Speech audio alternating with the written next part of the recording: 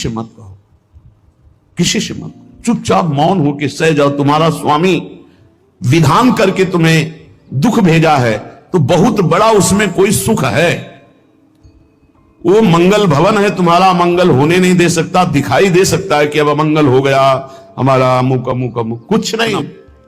धैर्य पूर्वक अपने मार्ग में सीधे चलते रहो। उसका विधान आया है, वो दुखद हो या सुखद, सुखद है तो हर्षित मत हो, दुखद है तो शोकित मत हो, आगे बढ़ो। देखो ये अध्यात्म है, ये कमर कस लो कि इस जन्म में मुझे इस भव समुद्र से पार होना ही है। ये जो कमजोर दिल के होते हैं ना, अनुकूलता जहां मिली तो बोले जब से हमने भक्ति शुरू की सब काम चकाचक बन रहे। ये भक्ति का फल नहीं है, भूल मत करना।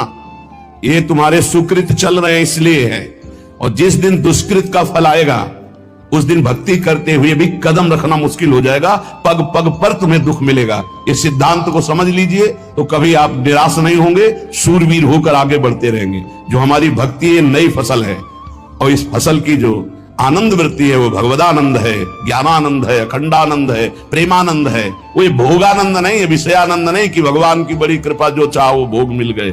ये सुकृतों के फल है। ये सुकृत और दुष्कृत दोनों को यही नष्ट कर दो और निकल चलो भगवान की परम धाम में, जहां नित्य सेवा सुख का आनंद सहचरियां ले रही है। श्रीपाद कह रहे संतर्जयस ताड़यन, कोई मुझे बहुत डांटे, भर्त्सना करे और ताड़यन पिटाई भी कर दे, मुझे कुछ कभी शिकायत नहीं करनी प्रभु से।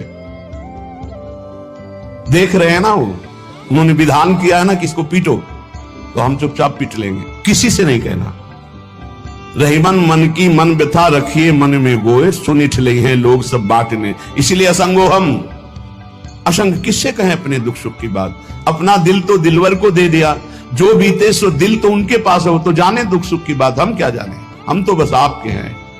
मौन, अपने विषय में न सुख की बात करे न दुख की, मौन बात करे तो प्रभु की करे, नहीं तो मौन। मान लीजिए अगर ये मौन आप धारण कर लेंगे तो निकल जाएंगे माया से, नहीं तो किसी की निंदा कर देंगे, किसी का ऐसा कटु वचन बोल देंगे, परुख वचन बोल देंगे, भजन छीन हो जाएगा, भजन करने की वृत्ति नष्ट हो जाएगी। जीवन में अगर कोई हमें कष्ट दे रहा है तो हमारा कर्म है, ना कि कोई व्यक्ति। ये बिल्कुल सिद्धांत तक चर्चा समझ लो। वही व्यक्ति जो मुझे द्वेष करता, वही व्यक्ति जो मुझे कष्ट और दंड देता, वही व्यक्ति प्रणाम करके छाती से लगाकर आंसुओं की धारा से अभिषिक्त किया, तो वो व्यक्ति था या कर्म? जब कर्म भोग हो गया तो वही हृदय से लगा के अश्रुधारा से क्षमा कीजिए, बहुत ऐसा नहीं, आप तो बड़ी कृपा की। व्यक्ति कभी कष्ट नहीं देता, मेरा कर्म उसके ऊपर सवार होकर मुझे दंड देता, इसलिए मैं किससे कहूं? अपनी जबान से दांत कट जाए तो किससे कहूं? ये जो दांत, इससे जबान हमारी पीड़ा को किससे कहूं?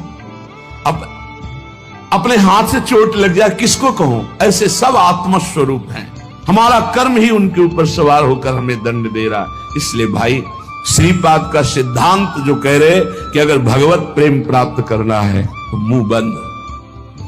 ना कभी वो रूप था, ना कभी वो रूप मिलेगा। बीच में जो भास रहा है वो श्री कृष्ण ही उस रूप में है, जिस रूप को तुम माता पिता परिवार मान रहे हो मेरा प्रभु है। ऐसा मान लोगे तो जीवन मुक्त हो जाओगे, नहीं मानोगे तो मोह में फंस करके फिर दुर्गति को प्राप्त होगे। अनंत बार ये मैं, ये मेरा कह करके तुम मरते रहे और तुम्हारा मोह बंधन दृढ़ होता रहा। अब तो समझ जाओ, इस जन्म में एक बार तुम थोड़ी हिम्मत करो और हृदय से, सच्चे मन से प्रभु श्री कृष्ण को, श्री हरि को अपना मान लो। एक बार हृदय थोड़ा मजबूत करो, ये मजबूत होता है सत्संग से।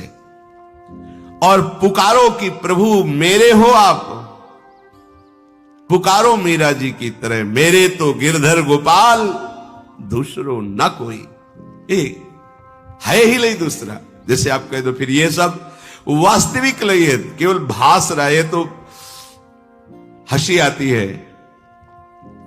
जब वो दिखाते हैं तब हंसी आती है कि वाह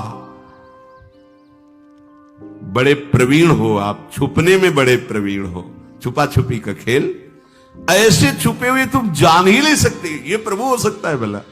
वो है, वही है, मत्ता पर तरम नान्यस वासुदेवा।